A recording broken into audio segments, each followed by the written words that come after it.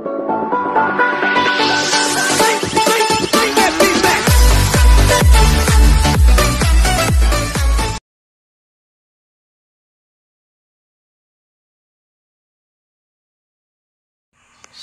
hello.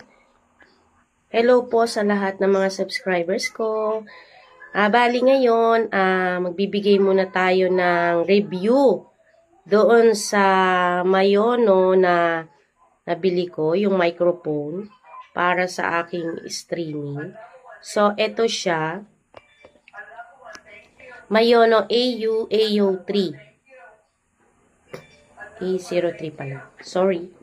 Then, ito yung ano niya, yung laman niya. So, actually, nabuksan ko na to at na-assemble ko na. So, ipapakita ko lang yung, kumbaga, ang kasama lang dun sa kit. So, ito po, una nyo pong makikita is yung ito. Yan. And so, ang makikita natin is yung pop filter. Ito. Then, yung manual. Ito ba yan? Manual. Ito po.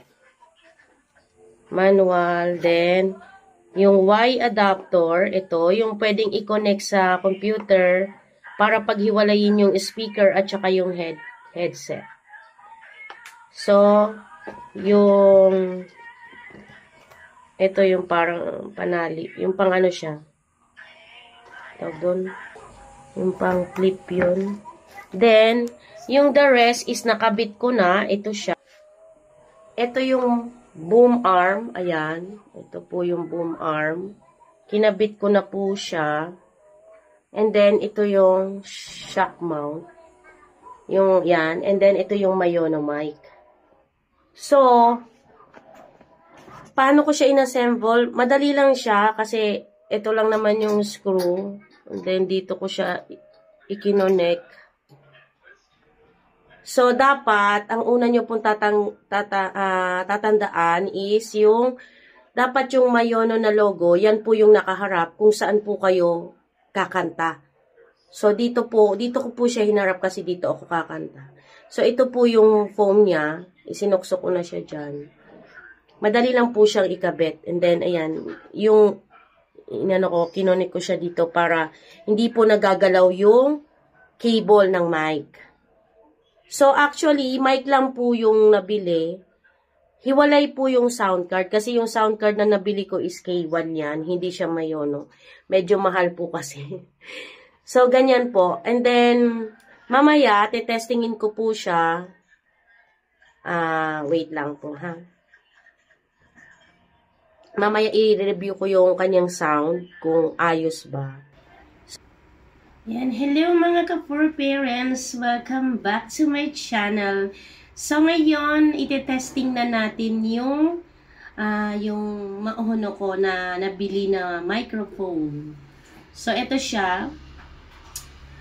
So yung pinakatatak ng Maono, dapat nakatapat siya sa kung saan ka kakanta. Dapat doon siya nakatapat. Naka-face siya sa'yo, ganun. So, ayan, as long as, ang ano lang kasi dito sa Maono is, di ba, condenser mic nga siya. So, kapag malapit, masyadong malakas. So, mas maganda, malayo ka dapat. Malayo lang dapat pagka ikaw ay magre-record kasi sobrang lakas ng impact ng boses. Pero maganda yung boses. Ang ganda ng boses, ang ganda ng dating, masyadong clear. Yung boses mo na kahit hindi ganun kaganda, pagdating sa, pag kumanta ka na, ang ganda niya. So, masasabi ko lang is, the best pa rin siya. Yun nga lang, hindi niya makontrol yung ingay sa paligid. At tulad niyan, ayan, naririnig din siya. Ganon kalakas yung kanyang, nare-receive na tunog. So, kahit malayo, rinig pa rin. Kahit yung mga katok lang, gano'n. Rinig siya. So, gano'n ang condenser mic. Pero, as long as nasa close room naman kayo, maganda naman siyang gamitin. So, ayan, mga ka-4 parents, para sa akin, maganda naman yung Mayono. Pero, kasi magkaiba sila ng dynamic mic. Ang dynamic mic kasi, na-adjust mo yung, natatanggal mo yung, nare-remove mo yung background noise. Ito kasing nabili ko ng Maono is Maono AO3 siya, A03. Wala siyang adjustment ng noise. Kaya rinig na rinig. So, ayun.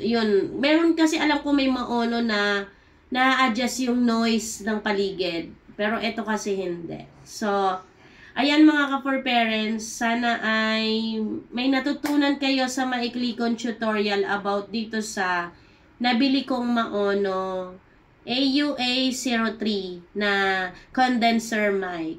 So, ayan, kita nyo ang layo, pero rinig na rinig, ang lakas ng boses. Ganon siya kalakas.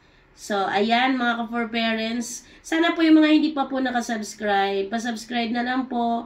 And then, maraming salamat po sa lahat ng subscribers ko. Thank you very much. God bless po. Bye-bye.